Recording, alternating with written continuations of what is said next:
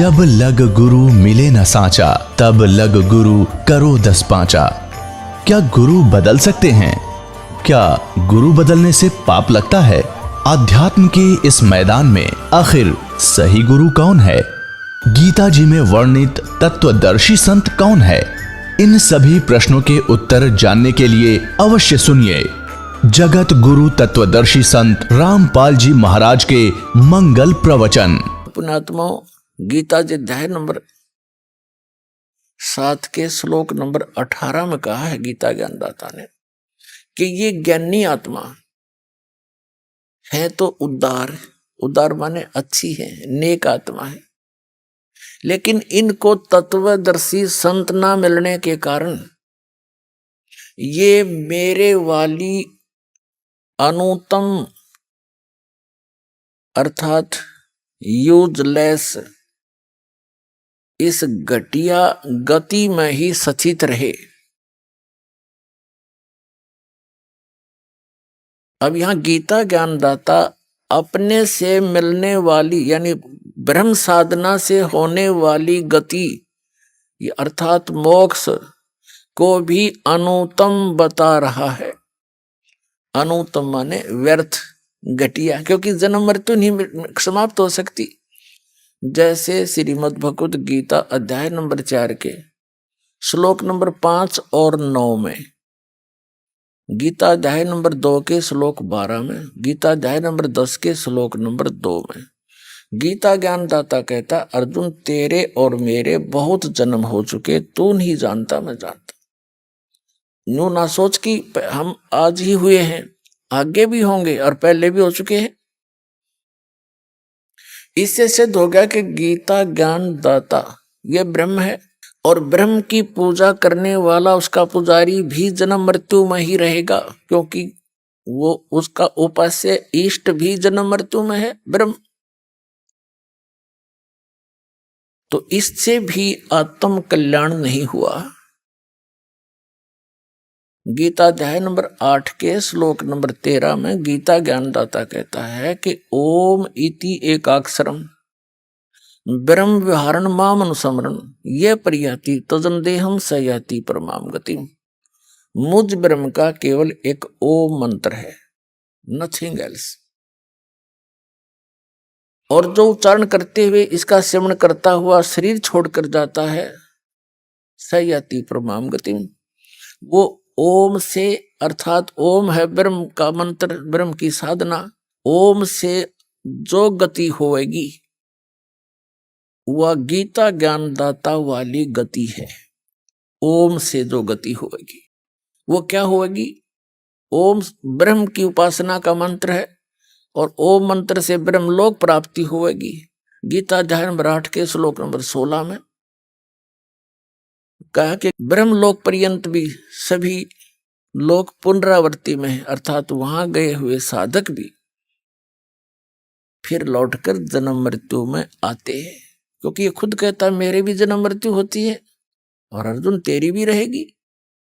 तो इसे सिद्ध हो गया गीता अध्याय नंबर 7 के श्लोक नंबर 18 में गीता ज्ञानदाता अपनी गति को यानी अपनी साधना से होने वाले जितना भी से लाभ मिलना है ब्रह्मलोक प्राप्ति, उसको भी अनुत्तम यानी अति व्यर्थ, अति घटिया, अति अश्रेष्ठ बता रहा है।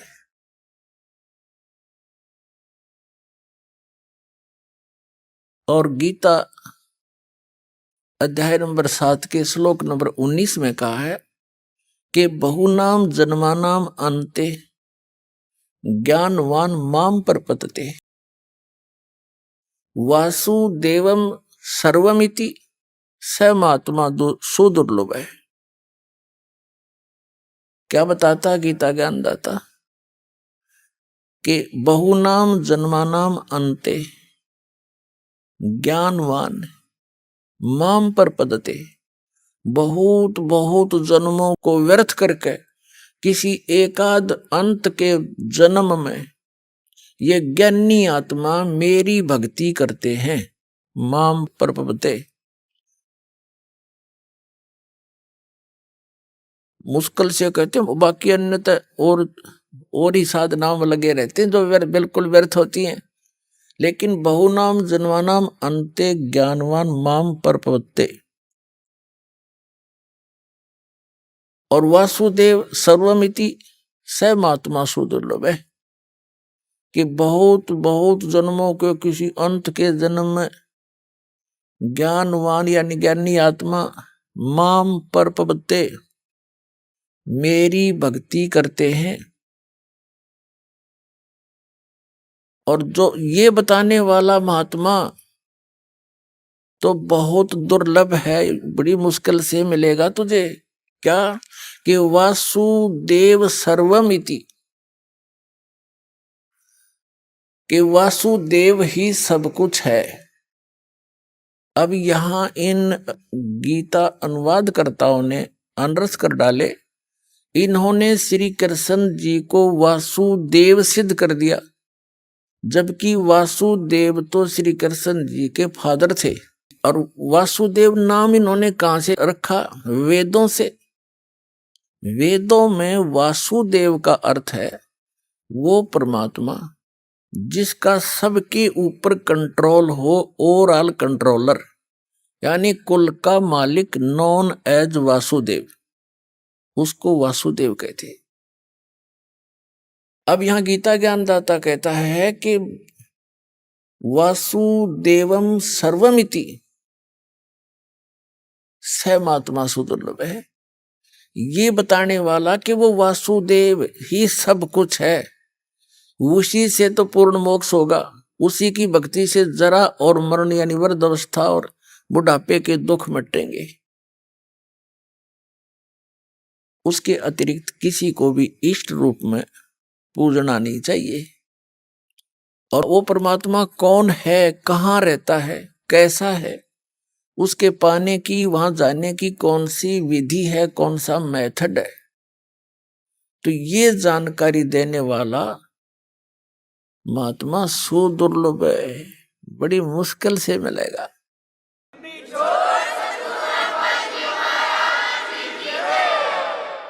एक समय आदरणीय गरीबदास साहिब जी को वो पूर्ण परमात्मा परम अक्षर ब्रह्म मिले, जिसमें आदरणीय गरीबदास साहिब जी गांव छुड़ानी, जिला झज्जर, हरियाणा वाले 10 वर्ष के बालक थे। खेतों में अपने गौवें चरा रहे थे, अपने ही खेतों में। ये किसान घर में जन्म था। आदरणीय गरीबदास साहिब जी गांव छुड़ानी, जिला झज्जर में एक जाट किसान परिवार के अंदर जन्मे थे। बहुत बड़े जमींदार थे ये, 1400 एकड़ जमीन थी इनकी। और अपने ही खेतों में अपने ही गौओं को चरा रहे थे। कुछ सहयोगी और भी पाली नौकर थे, कुछ दूसरे गांवों के अन्य साथी पाली भी वहां गौएं चरा रहे थे। पूर्ण परमात्मा अपने विधान अनुसार वो कबीर परमेश्वर सतपुरुष परम अक्षर ब्रह्म सतलोक से चलकर आया, जो विधान है उस परमात्मा का। और यहां आता किस उद्देश्य से? वो तत्व ज्ञान बताता है। ऋग्वेद मंडल नंबर 9 सूक्त नंबर 86 के मंत्र 26 और 27 में स्पष्ट किया है कि वो कबीर देव, कबीर साहब, कबीर परमात्मा ऊपर तीसरे मुक्ति धाम में रहता है, सतलोक में। और सतलोक के भी तीसरे फिर भी पृष्ठ में, उस भाग में रहता है, एक बहुत बड़े गुम्बद में, बहुत बड़े आसन के ऊपर, सिर पर छत्र है और मुकुट पहने है, राजा के समान सिंहासन पर विराजमान है वो परमात्मा। और वहां उसका एक रोमकूप में करोड़ सूर्य मिला दे, करोड़ चंद्रमा, ऐसी शोभा है उस बालक की। लेकिन यहां जब आते हैं, अपने उस शोभा को हल्का करके, सरल करके उस स्वरूप को आते, नहीं तो एज इट इज आ जावे तो हम उसको उनको देख नहीं सकते, चरम दृष्टि देख नहीं सकती। तो अपने रूप को सरल करके यहाँ आते हैं और उन श्रेष्ठ आत्माओं को मिलते हैं जो दृढ़ भक्त होते हैं। उनको किस उद्देश्य से मिलते हैं? उनको तत्व ज्ञान से परिचित कराते हैं। उपदेश करने के उद्देश्य से वो परमात्मा सतलोक से चलकर आते हैं, सह शरीर आते हैं और अच्छी आत्माओं को मिलते हैं। फिर उनको अपने से परिचित कराते हैं, अपना ज्ञान देते। ऋग्वेद मंडल नंबर 9 सूक्त नंबर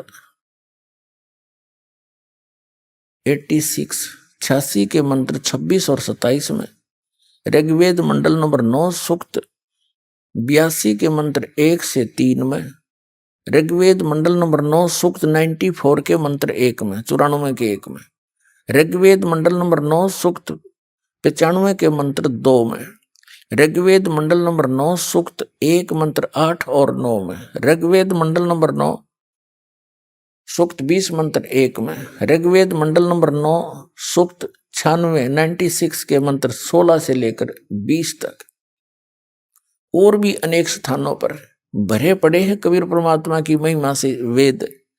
क्योंकि परमेश्वर ने धर्मदास साहिब जी से कहा था कि धर्मदास ये वेद मेरा भेद है, मैं ना मिलूं वेदन के माही, और जौन वेद से मैं मिलूं ये वेद जानते नहीं। ये चारों वेद मेरी महिमा का गुणगान करते हैं, लेकिन इस वेदों में वर्णित विधि से मेरी प्राप्ति नहीं हो सकती। मेरी प्राप्ति जिस वेद से होगी वो वेदों वर्णन नहीं है, वो वेद जानते नहीं। वो कौन सी है? जो गीता जी अध्याय नंबर 4 के श्लोक नंबर 32 में कहा है कि वो सच्चिदानंद घन ब्रह्म की वाणी में वो कंप्लीट ज्ञान है भगवान के पाने का, और सभी धार्मिक यज्ञों की यथार्थ जानकारी है। तो वो परमात्मा उस विधान अनुसार अच्छी आत्मा आदरणीय गरीबदास साहिब जी उस नेक आत्मा को मिले, सचखंड लेकर गए, सतलोक दिखाया, सब ब्रह्मांड दिखाए, जहां मालिक रहते हैं वो सतिथि दिखाई, वहां हंस कैसे रहते हैं, वहां कैसी सृष्टि है, वहां सदाबहार वृक्ष है, सुंदर सुंदर पहाड़ हीरे पन्नों से जड़े हुए, यहां तो पत्थरों के पहाड़, वहां हीरे पन्नों के जवाहरातों के पहाड़ हैं, और किसी चीज का अभाव नहीं, वहां कोई पदार्थ खराब नहीं होता। जैसे गंगा जैसी दरिया, वहां पर अमृत सरोवर भरे पड़े हैं। गंगा जो जल है, गंगा दरिया, ये जल वहां से आया सतलोक से। एक एग्जाम्पल दिया दाता ने कि मेरे बच्चे पहचान सके सच्चाई को, यदि ये गंगा जल ना होता यहाँ पर, तो ये उदाहरण नहीं दे सकते थे, कि बता नहीं सकते थे हम कि वहां पर ऐसे पदार्थ है जो कभी खराब नहीं होते। अरे यदि से खराब लोक में भी खराब ना होता गंगा का जल, और वो तो बहुत बेस्ट वातावरण है, बहुत सुंदर एटमॉस्फेयर है वहां का। तो दूध दही और इनके भंडार भरे रहते हैं, वहां पर बहुत बड़े बड़े सरोवर हैं, वो कभी पदार्थ खराब नहीं होते, अमृत सरोवर हैं, और सदाबहार वृक्ष से बहुत बड़े बड़े आपके मकान खाली पड़े जहां से तुम आए थे, ये सत्य कर मान लेना।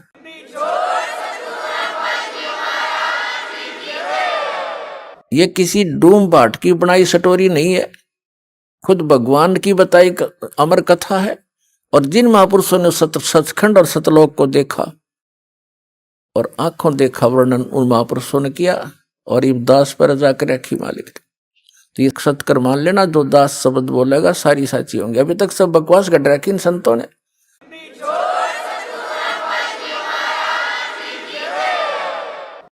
इन कबीर पंथियों को नहीं मालूम, अटपट मारते हैं। सतलोक में प्रकाश ही प्रकाश है, आत्मा जाकर मिल जाती है। एक आधा थोड़ी सी चतुरता दिखाता है कि उसमें बिंदु टाइप आत्मा मछली की तरह घूमती रहती है, वो प्रकाश ही सतलोक है, वही सतपुरुष है, वही सतनाम है।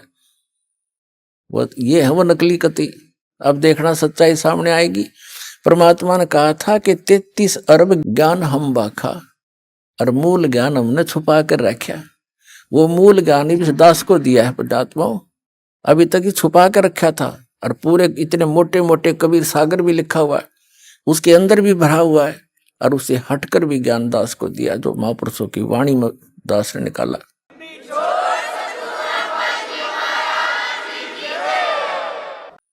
तो जो प्रसंग हम कर रहे थे कि बहुनाम जन्मानाम अंते ज्ञानवान माम प्रपद्यते वासुदेवम सर्वमिति स महात्मा सुदुर्लभ है। इस प्रसंग को बताते हैं। जब परमात्मा वहां आए, गरीबदास जी को मिले, तो पालियों ने कहा था कि महाराज भोजन पालो। कबीर परमेश्वर एक साधु के रूप में थे, वो परम अक्षर ब्रह्म जिंदा महात्मा के रूप में। परमात्मा ने कहा था कि भाई मैं भोजन नहीं खाता, अपने गांव से छक के आया हूं मैं सतलोक से। तो उन्होंने हट किया था कि जी दूध तो पीना पड़ेगा, मैं अतिथि को ऐसे जाने नहीं देंगे। तो परमेश्वर ने कहा था भाई मैं कुंवारी गाय का दूध पिया करूं, अगर अतिथि सत्कार करना चाहते हो तो कंवारी गाय का दूध पिया करूं मैं, पिला दो। तो बड़े बड़े पाली थे 50-40 साल के, वो कहने लगे बाबा जी तेरी नींद को ना दूध पीने की बकवाद करते हो, आप तो मजाक करते हो हमारा। गरीबदास जी 10 वर्ष के बालक थे, उनकी एक प्रिय बछिया थी गाय कंवारी, उसको पकड़ लाए और कहने लगे महाराज जी दूध कैसे देगी, बच्चा तो है नहीं, इसको जन्म तो इसे माँ तो बनी नहीं है। तब कबीर साहब ने कहा कि कोई पात्र है तुम्हारे पास जिसमें दूध निकाल लाएंगे।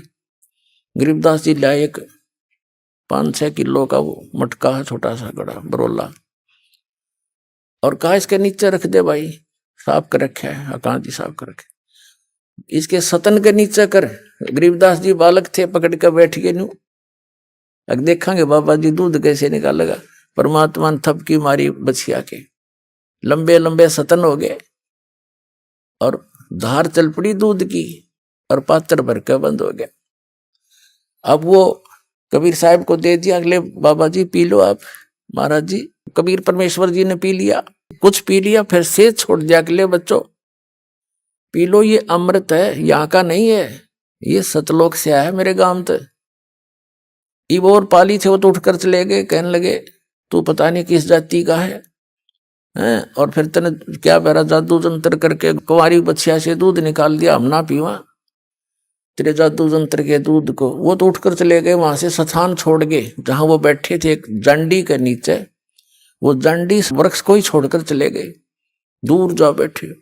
अब गरीबदास जी महाराज वो नेक आत्मा, वो श्रेष्ठ आत्मा जिसके लिए मालिक आए थे, वो बोला ला महाराज जी आपका ये जूठा दूध कद कद मिला, हमने गट गट पी गए, जितना पीना था बाकी रख दिया।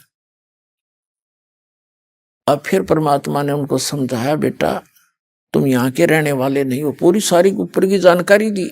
तब गरीबदास जी ने कहा महाराज ये ज्ञान तो अब आज तक किसी ने बताया नहीं हमारे को। वो स्थान कैसा, जैसे बच्चे की जिज्ञासा बन जाती है प्रबल। तो तब परमात्मा बोले चल मैं ले चलता हूँ। शरीर वहीं रह गया, जो ओरिजिनल वस्तु को ऊपर ले गए आत्मा को। सारे ब्रह्मंडों से परिचित कराया, ब्रह्मा विष्णु महेश जी की स्थिति दिखाई, उनके लोक दिखाए, उनसे वार्ता करवाई। यहाँ के न्यायाधीश धर्मराज से मिले जाकर के, और धर्मराज करबद्ध होकर के कबीर परमात्मा उस जिंदा महात्मा के सामने खड़े हो गए। तो गरीबदास साहिब जी देख रहे हैं कि इस बाबा जी में तो बहुत बड़ी शक्ति, यहाँ के भगवान भी हाथ जोड़े, और यहाँ का यू बड़ा अफसर है यो भी हाथ जोड़ के खड़ा हो गया, जो लेखा जोखा करता है। फिर सचखंड लेकर गए परमात्मा, इस काल को दिखाया कि देख बेटा यहाँ खाता है 1 लाख जीवों को भून गए, या तपस्या इसकी, और वो बैठा वो ब्रह्म सरपुरुष काल जो कहता है मैं कभी किसी के सामने नहीं आता, अपनी योग माया से छुपा रहता हूँ। गीता जी अध्याय नंबर 7 के श्लोक नंबर 24 और 25 में। तब परमात्मा उसके सिर पे पैर रख के उस काल के गरीबदास जी महाराज को ऊपर लेके गए, 11वें द्वार में प्रवेश किया। 11वां द्वार इस अक्षर पुरुष पर ब्रह्म के लोक में प्रवेश करता है, और उसके लोक को पार करके जब 12वां द्वार पार करते हैं तो सतलोक आ जाता है। 12वां द्वार पार करके सतलोक में गरीबदास साहिब जी को परमात्मा लेकर गए। वहां गरीबदास साहिब जी क्या देखते हैं कि वही महात्मा जो नीचे तक गया था उनके साथ, और उधर उनके साथ है, और ऊपर क्या देखते हैं कि एक बहुत बड़े गुम्बज में, बहुत बड़ा मंदिर नुमा गुम्बज है, सुंदर सफेद बहुत लंबा चौड़ा, उसके बीच में एक सिंहासन है, सुंदर सिंहासन, रत्न जड़े हैं सफेद सफेद उसके, और उस पर बहुत सुंदर वस्त्र बिछे हैं। वहां उसके ऊपर परमात्मा विराजमान है, शकल दोनों की एक जैसी है, जो नीचे से गई वो भी और वो बैठे वहां पर। जो सिंहासन पर बैठे थे राजा के समान, ऊपर छतर, सिर पे मुकुट, और उनके एक रोमकूप में करोड़ सूर्य मिला दे करोड़ चंद्रमा, ऐसी रोशनी थी। अब नीचे से जो वही परमात्मा गए थे जिंदा महात्मा के रूप में गरीबदास साहिब जी को साथ लेकर के, वहां से उठाकर चंवर अपने ही उस दूसरे रूप पर डबल रोल में चंवर करने लगे। गरीबदास जी ने सोचा कि भगवान तो यूं होगा जो तख्त पर बैठे सिंहासन पर विराजमान है, और बाबा जी इसका कोई नौकर होगा। कोई तो बहुत सुंदर स्थान, यहाँ तो ये शायद कभी देखा ही नहीं हमने। हुई यहाँ तो सारे हरे भरे सुंदर सुंदर वृक्ष हैं, बड़े सदाबहार फल लगे हुए हैं, और भगवान बहुत सुंदर हैं। इसके शरीर में कितना प्रकाश निकल रहा है, नर आकार है, मनुष्य सदृश है। तो फिर क्या होता है कि जो सिंहासन पर विराजमान थे वो परमात्मा, अनंत कोट ब्रह्मांड के स्वामी के सिंहासन पर परमात्मा यानी खुद ओवरऑल कंट्रोलर के रूप में, वासुदेव रूप में विराजमान थे। वो खड़े हुए और नीचे से जिस रूप में जिंदा महात्मा के रूप में परमात्मा थे, वो उस सिंहासन पर विराजमान हो गए, सबके कंट्रोलर के सिंहासन पर। और वो तेजों में शरीर खड़ा हो वाला भगवान खड़ा होकर के चंवर करने लगा। उस सिंहासन पर विराजमान जिंदा महात्मा के ऊपर, जो नीचे से गए थे, वो तो ऊपर से भी गए थे, नीचे नीचे से ऊपर आए थे। तो गरीबदास जी सोच ही रहे थे कि ये क्या भाई, इस बाबा जी पर भगवान नौकर की तरह सेवा कर रहा है। इतने में क्या देखा कि वो तेजों में शरीर और जिंदा महात्मा यानी कबीर परमात्मा के शरीर में समा गए। ओनली अकेले कबीर परमात्मा, वो जिंदा महात्मा वाला रूप ही अनंत कोट ब्रह्मांड के स्वामी के सिंहासन पर विराजमान थे, यानी वही मालिक हैं। वो डबल रोल कर रहे थे। गरीबदास जी चरणों में गिर गए, हे भगवान अब तो भगवान हो, अरे मुझे बका रहे थे, आप बाबा जी नहीं हो, आप परमात्मा हो। इतने में क्या हुआ कि पूरे शरीर का उतना ही नूर हो गया जितना पहले था। जब गरीबदास जी देख रहे हैं चकित हो गए, हे भगवान आप तो बहुत प्रबल शक्ति युक्त हो, मुझे यही रख लो मेरे दाता, वहां ना भेजो गंदे लोक में, वहां तो जन्म और मृत्यु हाहाकार में चाहे हुआ दाता, इतना सुंदर श्री लोक यहाँ का। तब परमात्मा ने कहा बेटा तुम वापस जाओ, जब तुम यहाँ थे आप भक्ति युक्त थे, वहां जाकर आपने अपनी भक्ति नष्ट कर दी, वो सारा खजाना खत्म कर दिया जो यहाँ से लेकर गए थे। तुम गलती से गए थे, यहाँ पर सारी कहानी सृष्टि रचना सुनाई परमात्मा।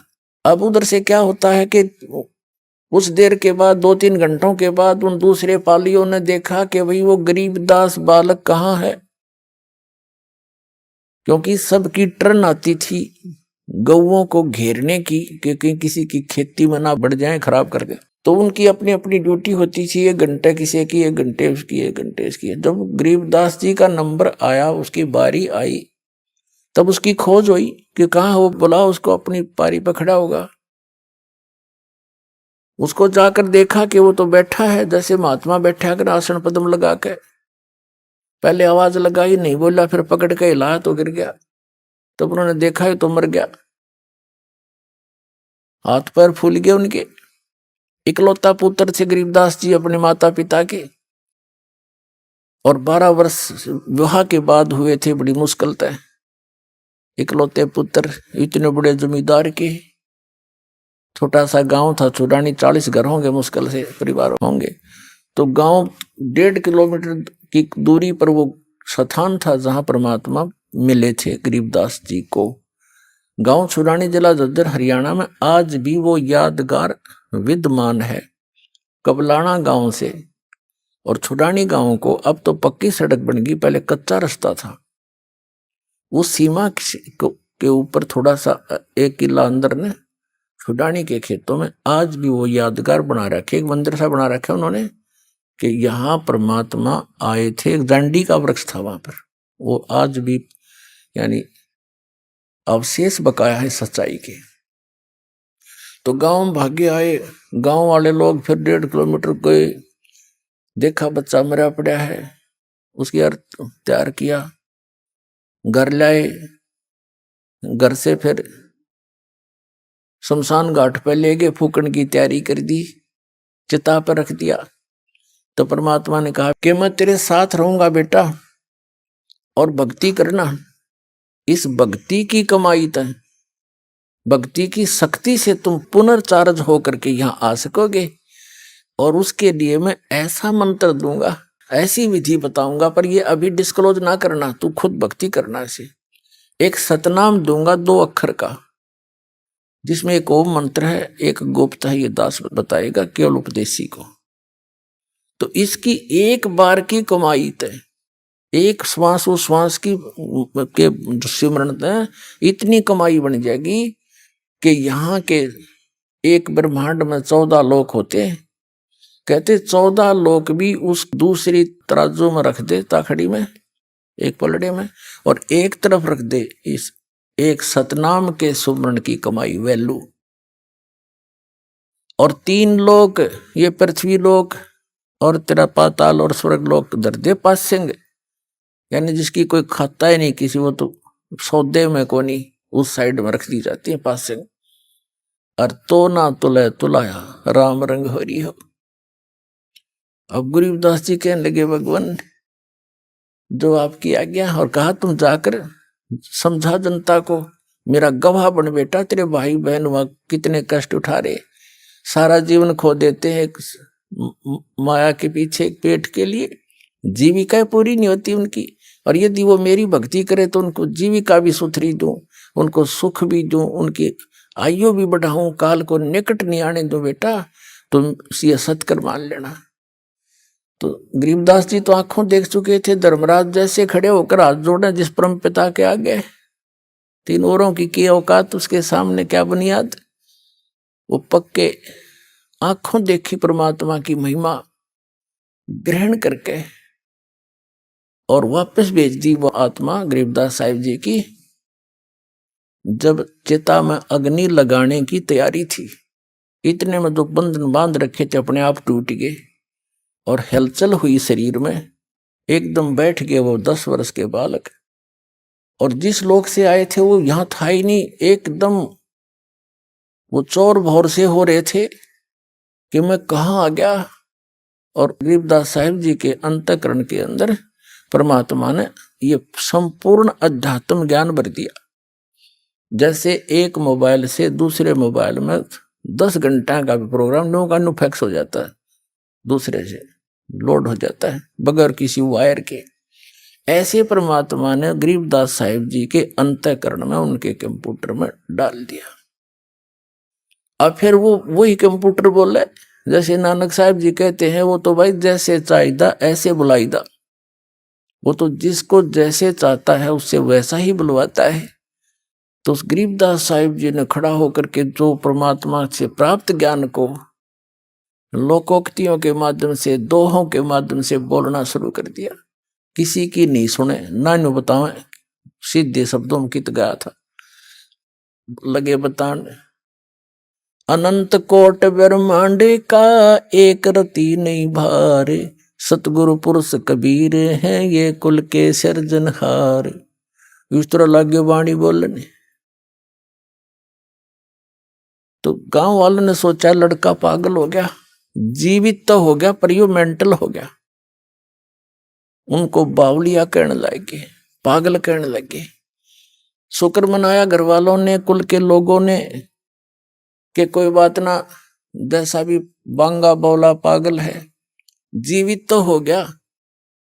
या इसकी माता इस बावड़े ने देख देख कर जी लेगी ना, या बेहोश होगी थी। अब वो कहने का भाव ये है, 3 वर्ष बीत गए, ऐसे ही वो ये वाणी बोल रहे होते हैं। वो गांव वाले उस बात को समझ नहीं पा रहे, बोल क्या रहा है। यो सौदा फिरना ही संतो, यो सौदा फिरना ही, ये लोहे के साथ आव जात है काया देश राही। 3 लोक और भवन चतुर्दश सब जग सौदे आही, दुगने दुगने करे चौगने किन्हों मोल गवाई। बच्चा में बैठ कर लाग जाइए बाणी बोलने, बड़ा में खड़ा हो वहां बोलने लग जाए बाणी। लेकिन सब कहने लगे मेंटल है, इतना बात करो। अरे मेंटल खुद हम, और कह उस भगवान से परिचित आत्मा को मेंटल। हमारी इतनी संकीर्ण बुद्धि है। आदरणीय दादू साहेब जी को भी परम अक्षर ब्रह्म कबीर देव जी, कबीर साहेब, वो धानक कबीर गरीबदास साहिब जी को बताया था परमात्मा ने कि बेटा मैं 120 वर्ष बनारस में रह के आया हूं, 120 वर्ष काशी में, और कबीर मेरा नाम है, और वहां जुलाहे के नाम से प्रसिद्ध था। मैं जुलाहा मेरा कर्म था, और मैं प्रत्येक युग में एक लीला ऐसी ही करता हूं कि अपनी पाने के लिए जो क्रियाक्रम उचित है एक भक्त को, और कैसी उसकी रहनी हो, कैसा उसका विचार हो, और कितनी आवश्यकताएं रखे भगत, वो मैं खुद ही एक उदाहरण दे के आता हूं कि यहाँ घने धन की जरूरत की आवश्यकता नहीं। जो भक्ति चाहता है उसने परमात्मा की इच्छा रहनी चाहिए, और जो भगवान से जुड़ गया तो उसको किसी चीज का अभाव रहेगा ही नहीं। समय आने पर सारी पूरी करता है, इसलिए हम भगवान को खोज रहे। कहते कल्पे कारण कौन है, कर सेवा निकाम, और मन इच्छा फल देऊंगा जो पड़े मेरे ते काम। जब भगवान के सतर का काम होगा बेटा, नु मैं खड़ा पाऊंगा।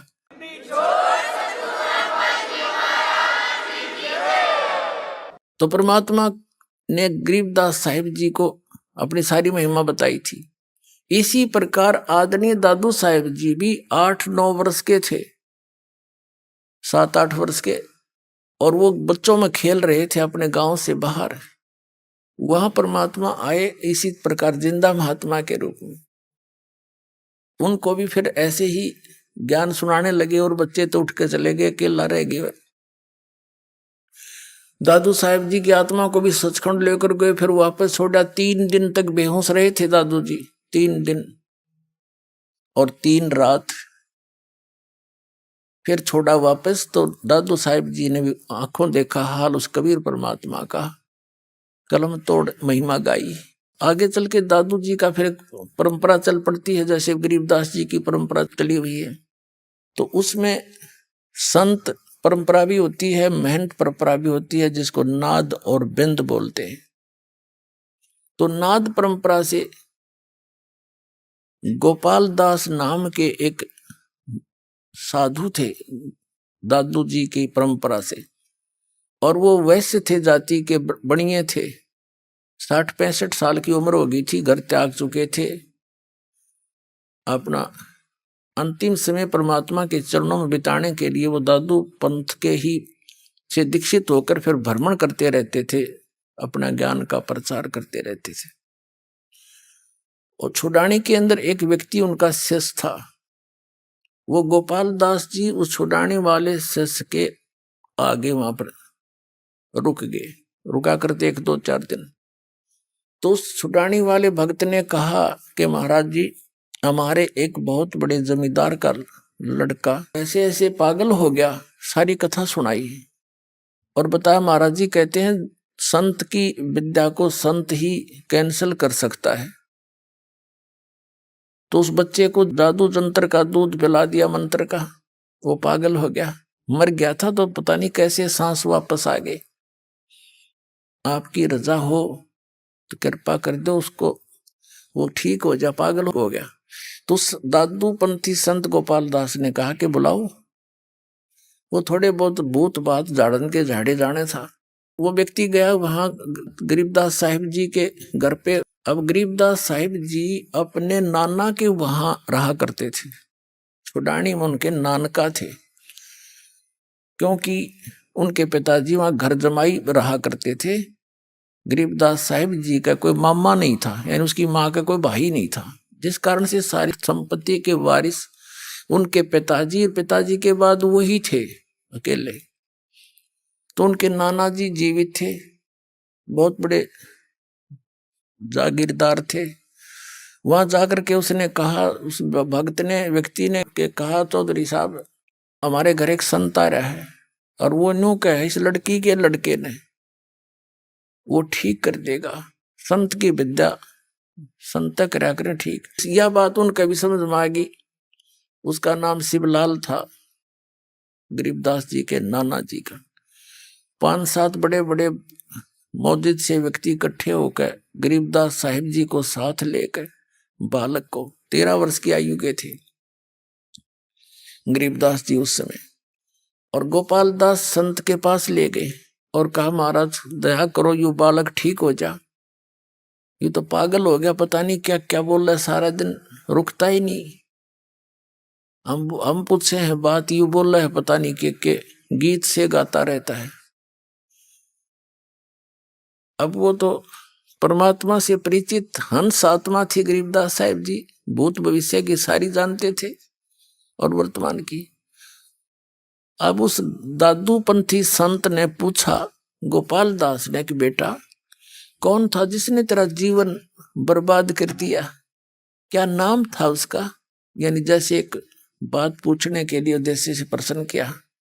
तो आदरणीय गरीबदास साहिब जी ने कहा कि महाराज जी वो कौन थे और उन्होंने मेरा जीवन बर्बाद नहीं किया, मुझे तो आबाद कर दिया। क्या बताया कि अजब नगर में ले गए हमको सतगुरु आने, जल के बिंब अगाध गति हम सूते चादर ताने, अलल पंख अनुराग है सुन मंडल रे थीरे, दास गरीब उधार दिया मोए सतगुरु मिले कबीर, हम सुल्तानी नानक तारे दादू को उपदेश दिया, जात जुलाहा भेद न पाया वो काशी माहे कबीर हुआ, अनंत कोट ब्रह्मांड का एक रति नहीं भारे, ये सतगुरु पुरुष कबीर हैं कुल के सिरजनहारे। वासुदेव ये कबीर साहब है। अब दादू पंथी महात्मा का तो सर घूम गया,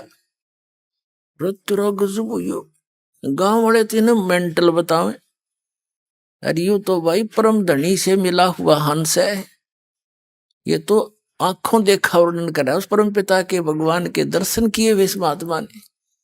ऐसे संत के तो चरण छूने चाहिए। वो 13 वर्ष के बालक की तरफ और 65-60 साल का वो वृद्ध महात्मा और हाथ जोड़ करने बोला महाराज ये चरणों में झुक के कि यह वाणी लिखवा दो, अब तो यह अमर वाणी लिखवा दो, कलयुग में जीवों के उद्धार के काम आवेगी दाता। तो गरीबदास जी बालक चल पड़े आगे ने, जब वो इस तरह गतिविधि करने लगा वो चल पड़े जैसे बालक लीला करते हैं, चल पड़े भाग लिए। अब गांव वालों ने सोचा कि बाबा जी भी मेंटल हो गया, इसका ही फटकार लाएगी, इसकी कसूती बला इसके अंदर। तो जैसी हमारी जीव संज्ञा की सोच होती है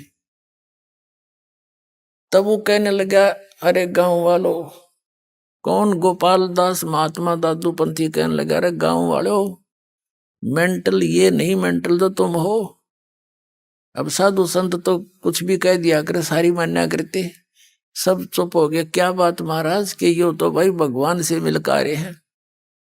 जो क्या करें तू के नारा राम तो मिलका रहा है, यो तो राम तो मिलका रहा थारा बच्चा, और भाई तुम हमारा बीच में बोलियो मत ना, तुम अपना काम करो।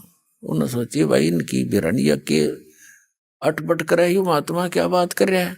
वो फिर धीरे धीरे उस बच्चे को के पास गया, वो निकट जा, वो भाग ले जैसे बालक गतिविधि करते हैं, कभी इधर फुर कभी इधर फुर। अब तीसरा दिन जाकर गरीबदास जी ने मुंह खोला, कहा देखो गोपाल दास, अगर सारी वाणी लिखे तो मैं लिखवाऊंगा, नहीं तो भाई बीच में छोड़ कर जाता मैं लिखवाऊं नहीं तेरे को। गोपाल दास कहने लगा महाराज मैं तो कति घर ते फारे गो रहा हूं और इसे काम के लिए निकला हूं दाता, जब तक आप कहोगे तब तक आपके चरणों में बैठ कर मेरे पास यह लेखन विद्या दी है भगवान ने। मैं बाणिये के घर जन्म है मेरा, भगवान की खोज में मैं निकला हुआ हूं और आप जो जो कहोगे मैं लिखता रहूंगा। एक बही होती थी पहले, ये कापी कुपी तो होती नहीं थी, पहले बाणिये बही रखते थे, लंबी लंबी, इतनी लंबी 3-3 फुट लंबी और 9 इंच चौड़ी हुआ, उसको ऐसे फोल्ड कर तो उसमें लग गए लिखने। और गरीबदास साहिब जी का एक बेरी का बाग था, बेरी का, बड़बेरी बोला जिसने, उसमें एक जंडी का पेड़ था भारा सा, वो पहले बरानी सा क्षेत्र था, ऐसे मारू क्षेत्र से सिंचाई साधन नहीं थे उसमें, तो वहां जंडी ज्यादा होया करती और बेरी के बाग भी ऐसे हो जाया करने झाड़ जंखाड़ा। तो उसमें बैठ के उसके नीचे 6 महीने तक गरीबदास साहिब जी बोला करते थे और दादू पंथी गोपाल दास जी लिखा करते थे। तो वो गॉड गिवन ज्ञान गरीबदास साहिब जी के माध्यम से कबीर परमात्मा ने अपनी महिमा पुनः चित्रार्थ करवाई। इसमें कबीर सागर के अंदर एक कबीर बानी चैप्टर है, उसमें 136 और 37 पृष्ठ पे लिखा है काल के 12 पंथ चलेंगे। उन 12 पंथों में से 12वां पंथ गरीबदास पंथ होगा, जिसका जन्म 1774 में होगा। उसमें गलती से 75 लिखा है। ये क्या है कि जैसे ये 12 कबीर पंथ चले हैं, इनके जो प्रथम भगत थे, जैसे श्री चूड़ामणि जी थे, जिसे मुक्तामणि भी कहते हैं, धर्मदास जी के पुत्र थे, जो कबीर साहिब के आशीर्वाद से हुए थे। उससे लेकर गरीबदास तक साहिब जी तक ये 12 पंथ है। प्रथम जो हंस थे वो 1 नंबर के हंस थे, यानी परमात्मा के भेजे हुए अपने स्पेशल हंस थे। और उसके बाद फिर ये 12 और हैं, वो ऐसे ही डुप्लीकेट थे, 10 और 12वां जो थे गरीबदास जी, ये भी परमात्मा की विशेष आत्मा थी। एक तो फर्स्ट को ज्ञान दिया था, फिर इस लास्ट को दिया है। अब इस लास्ट को जो ज्ञान दिया है, इसलिए फीड कर दिया कि कभी काल ने कहा था कि 12 पंथ करूं मैं साजा, और नाम तुम्हारा ले करूं आवाजा, और 12 पंथ नाम जो ले ही मेरे मुख में आन समोही। और अनेक पंथ चलाऊं, जैसे राधा स्वामी पंथ, यो धन धन सतगुरु पंथ, जय गुरुदेव पंथ, और ये निरंकारी पंथ, और ये तो है ये क्या ना बालयोगेश्वर, ये सतपाल, और आसाराम जी, और ये सुधांशु जी, और ये तो है सिद्धे रामकृष्ण के पुजारी, ये तो अंडरस्टूड है। और ये जो दूसरे पंथ काल के, ये राधा स्वामी, धन सतगुरु, जय गुरुदेव, और भिवानी वाला, जनोद वाला, ये सारे अनेक पंथों में से काल न चला रखे। सतलोक और सचखंड के नाम लेकर के, और कख पता नहीं इन्होंने उसके बारे में। तो कहने का भाव ये है कि परमात्मा ने कहा था कि धर्मदास बीच में मेरे वाले मार्ग में ये काल के पंथ ही घुसेंगे, काल के दूत, और मेरी महिमा मेरे द्वारा बोलेगी कबीर सागर की, और कबीर वाणी को कुछ ये फेर बदल करेंगे अपनी अनजान बुद्धि के अनुसार। तो यथार्थ ज्ञान को ये खत्म कर देंगे। अपने आत्माओं, जो आरती हम करते हैं कबीर परमात्मा की, ये ना कबीर सागर में, ना कबीर साखियों में, ना कबीर शब्दावली में, और न ही कबीर बीजक में। तो वो अंश निकाल दिया इन्होंने। वो एक बहुत पुराना कबीर सागर, उसके अंदर से ये ली गई थी, आज से 250 वर्ष पहले ये वाणी लिखी, और वो अब है नहीं। तो इन काल के दूतों ने जहां जहां इनके नहीं समझ में आई, उसको कुछ निकाल दिया, कुछ में फेर बदल कर दी, कुछ न्यो की न्यो छोड़ दी, जो इनका समझ में नहीं आई, तो वह भी बची रहेगी परमात्मा की कृपा से। तो उसमें कहा है कि बर में पंथ प्रगट हुआ मेरी वाणी, और शब्द हमारे का निर्णय ठाड़ी। पर में पंथ में मेरी महिमा की वाणी पुनः प्रगट होएगी उस बार में पंथ के प्रवर्तक द्वारा। और अक्षर घर का मरम नहीं पावे, 12 पंथ हमी को धावे। क्योंकि ये सभी 12 के 12 पंथ, गरीबदास पंथ तक सभी मेरी ही महिमा करेंगे। कबीर साहब हैं, कबीर सतगुरु हैं, लेकिन सतलोक नहीं जा सकते, क्योंकि इनको यथार्थ ज्ञान नहीं हो सकता। जब तक कलयुग 5500 वर्ष नहीं बीतेगा, तब तक धर्मदास या ऐसी स्थिति रहेगी। जब कलयुग 5500 बीत जाएगा, तब क्या लिखा है कि उस समय डिक्लेयर करेंगे, सारे ज्ञान को ओपन करेंगे, और नए सिरे से इसका बिल्कुल सुचारू रूप बनावाएंगे। और बर्म में पंथ में आगे चल के हम ही आवेंगे, मैं ही जाऊंगा, और फिर सब पंथों को खत्म करके एक पंथ चलावेंगे। तो ये दास भेज दिया उस परम पिता ने, उसी गरीब दास वाले पंथ में, बर्म में पंथ में। तो गरीबदास जी ने जो ज्ञान दिया, उसको गरीबदास पंथी भी नहीं समझ सके। कबीर परमात्मा जी ने जो ज्ञान दिया था कबीर सागर के अंदर, कबीर पंथी नहीं समझ सके। कबीर साहब को सतगुरु बताते हैं, एक संत बताते हैं, और परमात्मा को भिन्न बताते हैं। इन कख जाना परमात्मा को, ते काल के दूत थे सारे, और ये खुद मालिक है। कबीर सागर में लिखा, धर्मदास जी जब सतलोक में लेकर गए, और जब वापस छोड़ा तो वहां देखा वही परमात्मा तो नीचे से गए थे वही सिंहासन पर विराजमान थे, अनंत कोटि ब्रह्मांड के सिंहासन पर। और वहां पर सब बाग बगीचे और भगवान के सिर पर मुकुट था, ऊपर छतर था, और सब गाते बजाते गए। सब ने गले में सुंदर हीरे मोतियों की माला पहन रखी थी। सब जो वहां भगत पहले मुक्त होकर चले गए या पुराने आदिवासी वहां के हैं तो वहां रह रहे थे, सारी विस्तार बता रखा। अरे ये अज्ञानी कबीरपंथी ने हो गए, वहां चेतन प्रकाश है, बस उसमें बिंदु टाइप आत्मा घूमती है, और कुछ नौके उसमें जाकर मिल जाती है, बस चेतन प्रकाश में प्रकाश मिल गया, खत्म। तो इन्हें खाक ज्ञान था। तो परमात्मा ने कहा था बर में पंथ प्रगट हो मम्माणी, और बर में पंथ हम ही चले आवे आगे चल के, उसमें नहीं क्यों 12 पंथ तक को कह दिया कि ये तो स्थिर घर का मर नहीं पावे, और ये 12 पंथ हम ही को जावे। बर में पंथ, फिर आगे जो पंथ चल चुका होगा, जब 5500 वर्ष बीत जाएंगे तब मैं आऊंगा, भेजूंगा अपना हंस। तो ये गरीबदास साहिब जी के द्वारा ये अपनी महिमा की वाणी परमात्मा ने फीड की, और वो गरीबदास साहिब जी ने लिपिबद्ध की, और आज वो हमारे पास उपलब्ध है। एक और बताऊं आपको कथा कि गरीबदास पंथ में दास का अच्छा समय बीता है। सन 1988 से लेकर 1999 तक गरीबदास पंथ में 11 वर्ष दास रहा। उनके खूब उन महंतों से, संतों से और वहां के सब से मिले। तो वहां एक विशेषता थी कि ये सख्त हिदायत थी उनको कि गरीबदास जी महाराज ने जो वाणी बोल रखी है, इसमें किसी ने फेरबदल भी कर दी ना, उसको बहुत हानि होगी। एक संत ने ऐसा कर दिया था, कुछ उसमें कुछ ऐसी कड़वी करड़ी बातें लिख रखी थी, उसने निकालने की चेष्टा की थी, उसको अधरंग मार गया, उसका सब कह भय हो गया। उन्होंने नहीं मात्रा भी छेड़ी। फिर ये कारण क्या था कि परमात्मा को पता था काल के दूत गड़बड़ फेर कर देंगे, बनी बनाए काम ने बिगाड़ देंगे। ये सन 1727 में परमात्मा मिले थे गरीबदास साहिब जी को, और सन 1730 के अंदर यह वाणी लिपिबद्ध की गई थी।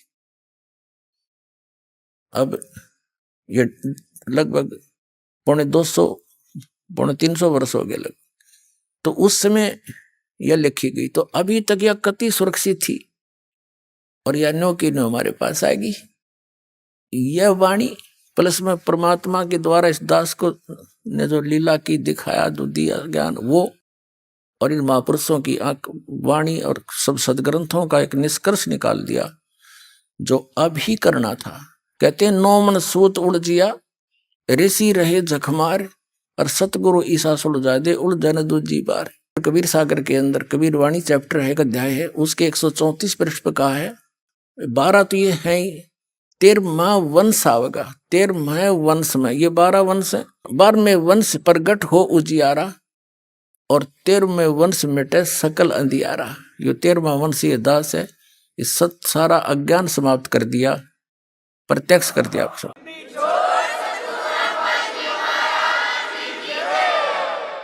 अब क्या हुआ कि वो गरीबदास साहिब जी ने लिपिबद्ध करवा दी। गरीबदास साहिब जी प्रचार भी करा करते थे, लेकिन ये सतनाम नहीं देते थे किसी को। स्ट्रिक्ट ऑर्डर था, सख्त हिदायत थी परमात्मा की कि धर्मदास मेरी लाख दुहाई, ये सार नाम की दबार ना जाई। सतनाम और सार नाम, मूल ज्ञान बार जो पढ़ी, ये बिचली पीढ़ी हंस नहीं तरी। आप उस बिचली पीढ़ी के बच्चे हो, हंस हो, अच्छी आत्मा हो, जो आपके लिए ये खजाना सुरक्षित रखा था। और अब ये बैन उठाना था। दाता ने पहले कह रखा है कि उस समय पूरे विश्व को सतनाम दूंगा, तब तक इस सतनाम ने गुप्त रखना, नहीं तो काल के दूतां का हाथ लग जाएगा और ये नाम यही देने लग जाएंगे। इनके पास वो अधिकार है नहीं, ये नाम देकर भी व्यर्थ कर देंगे जीवन को उन बच्चों का, मेरे आत्माओं का। आइए अब हम उन श्रद्धालुओं के अनुभव जानते हैं जो जगत गुरु तत्वदर्शी संत रामपाल जी महाराज जी से दीक्षा प्राप्त कर चुके हैं तथा उनके द्वारा बताए गए भक्ति मार्ग पर चल रहे हैं। सर नमस्कार। नमस्कार सर। सर क्या नाम है आपका? मेरा नाम हरजीत सिंह है। हरजीत सिंह जी कहाँ से हैं आप? मैं हिमाचल प्रदेश हमीरपुर जिला के बगवाड़ा गांव से रहने वाला हूँ। सर संत रामपाल जी महाराज जी की शरण में आने से पहले आप क्या भक्ति साधना करते थे?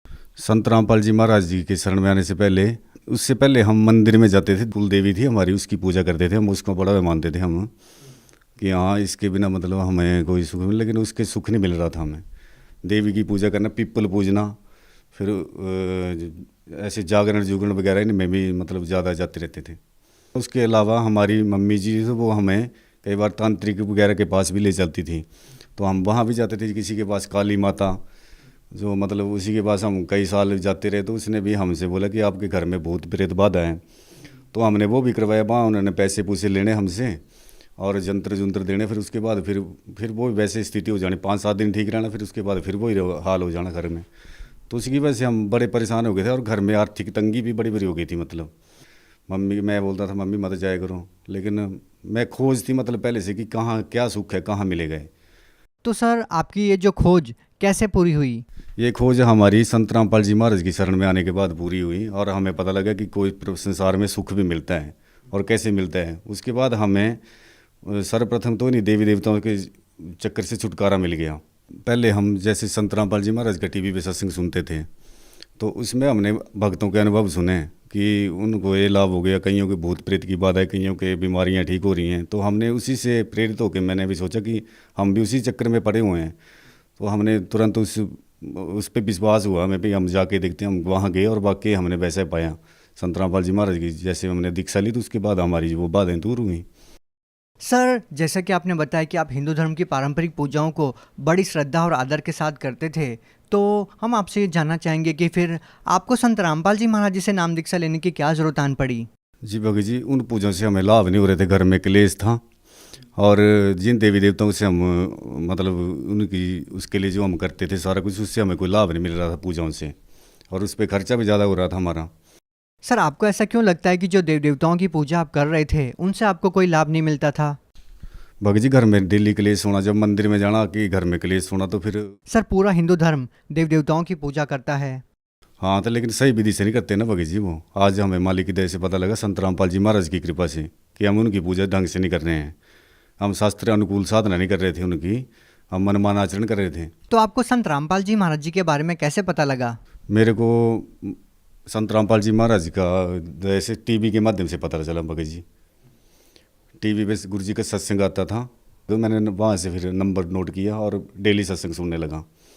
सर जब आपने संत रामपाल जी महाराज जी के सत्संग सुने तो ऐसी कौन सी बातों ने प्रभावित किया, फिर आपने उनसे नाम दीक्षा ली? मैंने लगभग 4-5 महीने वो सत्संग सुनता रहा। फिर उसके बाद मेरे मन में इच्छा हुई कि मैंने वहाँ जाना है। फिर मैं यहाँ से मतलब हम 2 भगत गए, फिर हमने अपने जो दूसरा भगत था उसके साथ जाके सतलोक आश्रम बरवाड़ा में जाके नाम दीक्षा ली। सर संत रामपाल जी महाराज जी के बारे में ऐसा कहा जाता है कि वो देव देवताओं की पूजा छुड़वाते हैं। सर पहले आप देव देवताओं की भक्ति करते थे, तांत्रिकों के पास जाते थे, तो हरजीत सिंह जी हम आपसे ये जानना चाहेंगे क्या वाकई में संत रामपाल जी महाराज देव देवताओं की भक्ति छुड़वाते हैं? जी नहीं, बिल्कुल ये गलत धारणा है लोगों की कि संत रामपाल जी महाराज जो हैं वो देवी देवताओं की पूजा छुड़वाते हैं। वो तो सही तरीके से करवाते हैं, पहले हम कर नहीं रहे थे ढंग से, क्योंकि हमारी जो देवी हैं वो हमारे जो शरीर में चक्कर हैं, जो कमल हैं 5, उनकी जानकारी नहीं थी हमें पहले। तो जो परमात्मा संत रामपाल जी महाराज की शरण में आने से बाद हमें पता लगा कि हमारे शरीर में जो भक्ति विधि है उसका सही तरीका क्या है। पहले तो हम मनमानी पूजें, पत्थर को मूर्ति को चढ़ाने से थोड़ी होती है पूजें, उनका तो एक उनका मूल मंत्र होता है, उसी से प्राप्त होगी ना वो।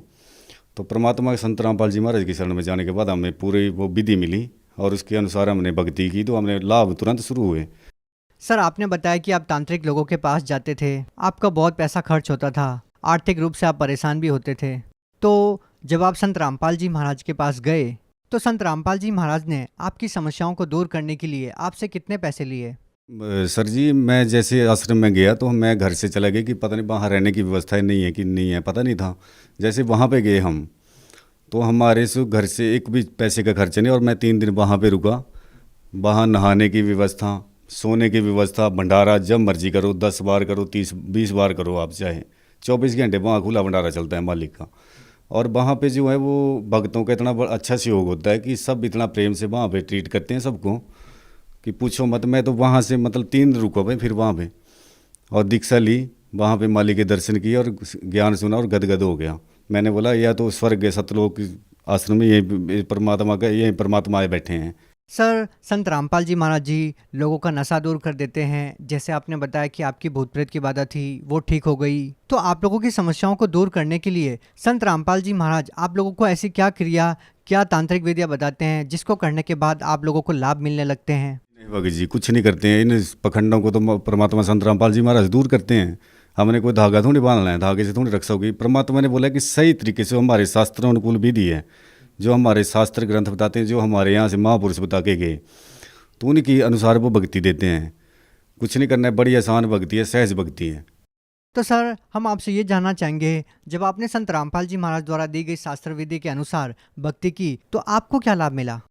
भगत जी, सबसे पहले तो मुझे आध्यात्मिक लाभ ये मिला कि मुझे ये मोक्ष मार्ग मिला और मैं इस जंजाल से बाहर आया। इन देवी देवताओं और भूत प्रेतों के चक्कर से बाहर आया, नहीं तो जीवन नरक बन चुका था। पहले तो सबसे बड़ा लाभ मैं ही मानता हूँ। उसके बाद दूसरा लाभ मेरे को ये मिला कि मैं पहले नशा करता था, बीड़ी, सिगरेट, मांस, तम्बाकू। तो मतलब इससे मैं खुद भी परेशान था और आर्थिक रूप से भी मतलब बड़ी परेशानी आ गई थी। घर में डेली झगड़े होना और काला कलेश रहना, मतलब बच्चों, घर वाली परेशान, भाई के साथ झगड़ा, शराब पी के। तो कहाँ फिर सबसे बड़ा लाभ ये मिला मेरे को कि मेरे नशे से छुटकारा मिला। शारीरिक समस्या भी शुरू हो गई थी भगत जी, और उसके नशा करने के बावजूद मेरे को खांसी और मतलब अपने उसके बाद मैं बीमार भी रहा, टाइफाइड वगैरह रहा। तो उससे जो मतलब डॉक्टर ने बोला कि आप दोबारा स्मोकिंग मत करना, लेकिन मैं कहाँ छोड़ पाता था। लेकिन मालिक की दया से, अब संत रामपाल जी महाराज की कृपा से जैसे मैंने भक्ति करने शुरू की ना, तो उसके बाद जो है वो तुरंत मेरे को लाभ मिलने शुरू हो गया। और मैंने वो दिन 24 मार्च 2014 के बाद मैंने नशे को छुआ तक नहीं है। और संत रामपाल जी महाराज की दया से मुझे आज ये मतलब दूसरा जन्म मिला है, जो मतलब एक आध्यात्मिक जन्म जिसे कहा जाता है। और मैं इससे पहले जो मैंने लाइफ बताई वो नरक था, और इसी की वजह से मुझे आज मैं बिल्कुल इस जीवन को मानता हूँ कि मेरे को अब परमात्मा मुक्ति का मार्ग और मोक्ष मंत्र मिला है। सर, हमने संत रामपाल जी महाराज जी के बारे में काफ़ी कुछ सुना है कि जो भी उनसे नाम दीक्षा लेता है उनका नशा छूट जाता है।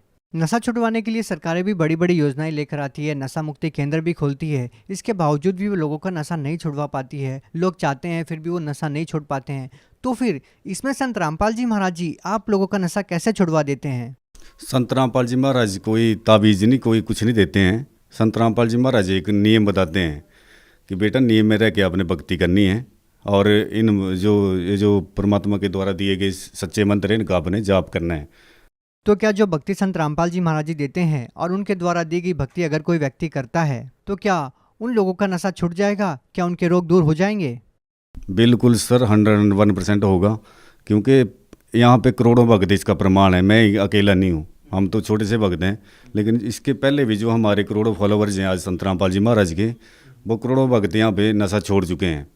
उनका प्रमाण ले सकते हैं आप। और मेरा तो है ही है, जो मेरे अपने मतलब मैंने तो खुद अपने जीवन से मैं किसी का उदाहरण के लेना, मैंने तो खुद अपने जीवन में खुद देखा है। तो मैं तो खुद चीख के बता रहा हूँ कि नशा जो है संत रामपाल जी महाराज में पृथ्वी में कहीं छोड़ सकते हैं आप, चाहे कहीं नशा मुक्ति केंद्र में चले जाओ। सर, आप भगत समाज को क्या संदेश देना चाहते हैं? भगत समाज को मैं इस संदेश देना चाहता हूँ कि संत रामपाल जी महाराज के इस ज्ञान को समझें और इनकी पुस्तकों को पढ़ें। और सत्संग आते हैं 13-14 टीवी चैनलों पर सत्संग आते हैं, इनको सुनें और बड़े मतलब गहनता से उस पर विचार करके संत रामपाल जी महाराज की शरण में ग्रहण करें। धन्यवाद। सत साई भगत जी, जय।